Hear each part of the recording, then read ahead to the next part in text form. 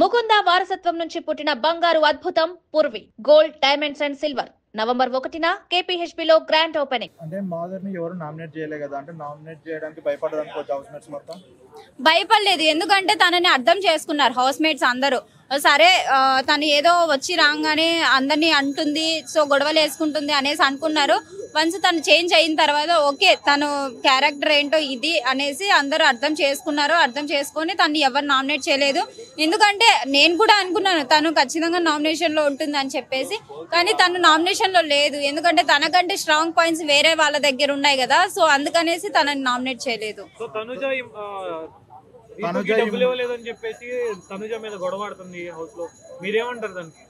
అది చెయ్యడమే దొంగతనం చేయాలి కదా, అక్కడ టాస్కే, అది టాస్క్ లో భాగం కాబట్టి దానికి ఎవరేం చేయలేరు. అక్కడ దొంగతనం చేసైనా సరే గెలవాలన్నమాట.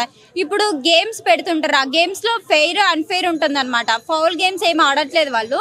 సో దొంగతనం చేసి ఎవరి దగ్గర ఎక్కువ డబ్బులు ఉంటాయో వాళ్ళు మాత్రమే కెప్టెన్సీ కంటెండర్ అవుతానన్నారు కాబట్టి దొంగతనం చేయడంలో తప్పు లేదనమాట.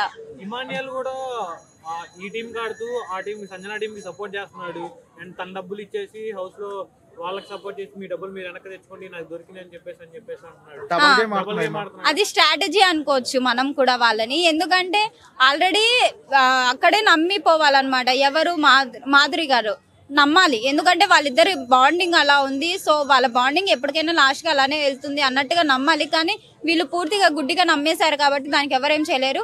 ఇంకొకటి ఏంటంటే వాళ్ళ స్ట్రాటజీ వాళ్ళు యూజ్ చేసుకుంటున్నారు. ఇక్కడ ఎవరి స్వార్థం వాళ్ళు ఆలోచించుకుంటున్నారు. ఎందుకంటే ఎవరి దగ్గర డబ్బులు ఎక్కువ ఉంటాయి వాళ్ళే వెళ్ళాలి కాబట్టి, సో వాళ్ళ స్ట్రాటజీ వాళ్ళదన్నమాట.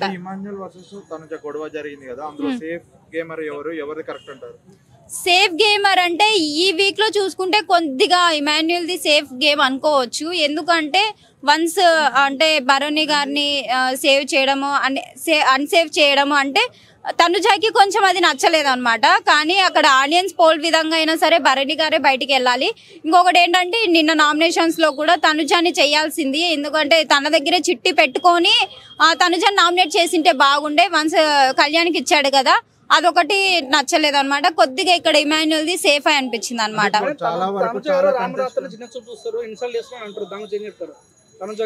తనుజ గారిని రాము రాథోడా అట్లేం లేదండి. వాళ్ళు అంటే ఇన్ని రోజులు కూడా ఉండిన్నారు కదా, మరి హౌస్ మేట్స్ లలో ఉండిన్నారు. అయినా సరే రాము రాథోడ్ని ఎక్కడ చిన్న చూపు చూడలేదు. అంటే వన్స్ వాళ్ళు బయట నుంచి వచ్చారా ఎక్కడి నుంచి వచ్చారా అనేది కూడా వాళ్ళు ఆలోచించలేదన్నమాట. ఎక్కడి నుంచి వచ్చినా సరే అందరూ ఒకటే దగ్గర ఉన్నారు కాబట్టి వాళ్ళు అందరినీ కలుపుకుందాం అనేసే ఉన్నారు కాబట్టి వాళ్ళు ఎక్కడ చిన్న చూపు చూడలేదు. అంటే వాళ్ళ బాండింగ్స్ లోపల ఎలా గొడవలు జరుగుతున్నాయి అనేది వాళ్ళకి మాత్రమే తెలుసు కాబట్టి మనకు కొద్దిగా చూస్తాం కాబట్టి మనకు అర్థం కాదనమాట. కొద్దిగా ఫేక్ అనిపిస్తుంది. ఎందుకంటే వన్స్ ఒకరు వెళ్ళిన తర్వాత ఇంకొకటి ఏంటంటే ఆల్రెడీ తనుజాని అన్ని మాటలు మాట్లాడింది మాధురి. కాకపోతే మళ్ళీ ఇక్కడికి వచ్చి కూతురులాగా కొంచెము కనెక్ట్ అయ్యి వాళ్ళతోటి బుజ్జగించడం అవన్నీ చేస్తుంది. అది ఫేకే అనుకోవచ్చు. ఎందుకంటే ఇప్పుడు కొంచెం బాండింగ్ వల్ల ఉంటుంటే గేమ్లలో కొంచెం సపోర్ట్ ఉంటుంది కాబట్టి సో వాళ్ళు ఆ విధంగా యూజ్ చేసుకుంటున్నారు అనమాట. అదైతే కొంచెం ఫేకే అనుకోవచ్చు. అవును అదే అనిపిస్తుంది. అంటే తనుజాకి ఏదో ఒక బాండింగ్ ఉంటే కూడా గేమ్ లో ఏదైనా సపోర్ట్ ఉంటుంది.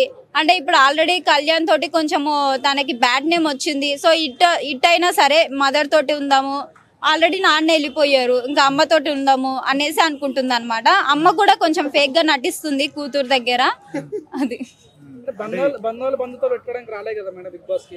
అవునవును అదే బిగ్ బాస్ 9 బాండింగ్స్ సీజనా లేదంటే ఎంటర్టైన్మెంట్ సీజనా అనేది కూడా నాకు అర్థం కావట్లేదు. ఎక్కడ చూసినా వన్స్ వైల్డ్ కార్డ్స్ వచ్చినప్పటి నుంచి నామినేట్ చేయడం, దేని మీద నామినేట్ చేశారంటే బాండింగ్స్ దానిపైన నామినేట్ చేశారు. కానీ మళ్ళీ వైల్డ్ కార్డ్స్ కూడా ఆల్రెడీ బాండింగ్స్ పెట్టుకోవడము, అంటే ఎవరు రమ్య మోక్ష ఎవరిని రీసెంట్ గా డిమాండ్ పవన్ ని కూడా కొంచెం లైక్ చేయడము తను స్టార్ట్ చేసింది అనమాట.